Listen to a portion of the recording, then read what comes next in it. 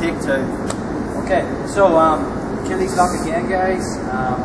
We're going to look at how to deal with it if we don't get high enough from the ankle. So again, my usual entrance, getting on his back. Okay, cut an angle, get my foot on his hip, smear the knee so it's pointing this way, get a bend in his leg. But sometimes what happens is I don't get right the way back onto the Achilles. Okay, in transition to get on, I'm kind of on his calf, on here. Okay, so we're going to look at how to get back to his Achilles if his leg is bent, and if he puts the boot on and kicks his leg, how we can deal with that as well. So, from this position, okay, I can feel where his foot is. Okay, so from here, I'm putting my left hand on his knee just to keep smearing it, to keep a bend in it, because I don't want him straightening it. And from here, I use that as a lever so that I can choke this hand back, all the way back to his Achilles. Okay, I can feel when it's there, okay, because I can feel his left instep against my right tricep. And once I'm here, I get my grip, okay, bringing my right elbow underneath me, and then do it again one more time. Entrance, king, get my position, I cut an angle, get my foot on the hip, and I smear the knee. I've got a bend in the leg, but I'm just too high, okay, on his calf to get the Achilles, which is not ideal. So again, I keep the bend by just kneading this with my left hand, forcing the bend. Okay, I use this hand as a lever, choke my arm back, so I'm right on his Achilles now. I can feel now his instep against my tricep. I actually don't need to look back to see if it's there. Okay, I get my grip, but again, I don't go to the side, because if I just lean to my side to get the Achilles and stretch out, Tuna can put the boot on by just kicking your leg straight. Good, just get back, get the bend in the leg. Okay, so from here, when I get my grip, I bring this elbow underneath my body as I put my head over here. Try to straighten your leg out here. It's not going to happen. Okay, so that is the detail. Okay, this time, same thing. When I enter in, my grips, to my position, I smear the knee, but as I hit the Achilles, he just puts the boot on. So he kicks his leg straight. Not only is it straight, his knee isn't pointing in the direction that I wanted it, it's pointing straight up. And he's also L-shaping his foot, okay, which makes it very hard. It's kind of like iron leg. He's putting on the iron leg here. So again, from here, to try and actually do the last movement and force a bend in the leg, especially since Tuna's a really big, strong guy, if I put my hand here and try to force a bend, it's not going to happen.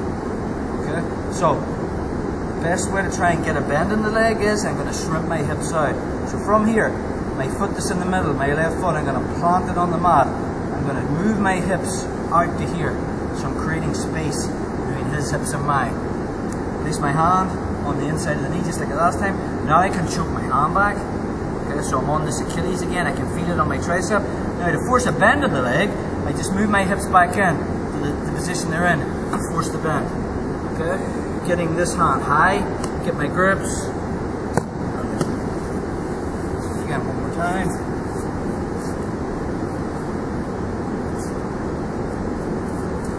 So as I cut an angle, he just does iron leg. He kicks this leg out straight. Okay, I need the bend in the leg.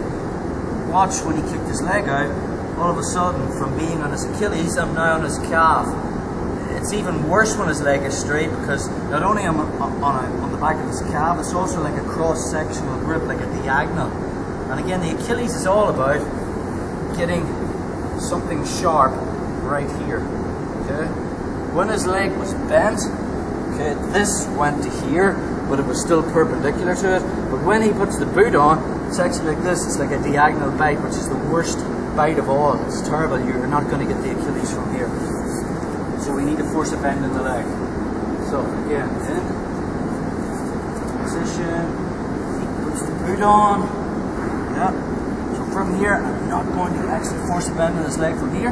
So all I do is I hip escape out. Okay. And as I move my hips out, I'm just choking this hand back, my arm back, so I can feel it on his Achilles. I can feel that instep tight to the back of my tricep.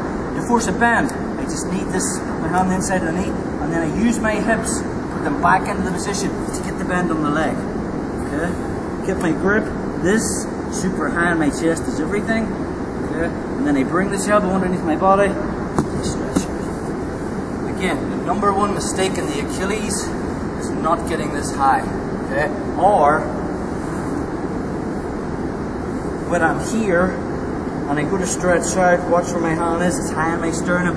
As I go to stretch out, it slides down to my belly button as I try to get the top, okay? Once this hand goes into this position, it never drops below this level. It stays super high. So again, one more time.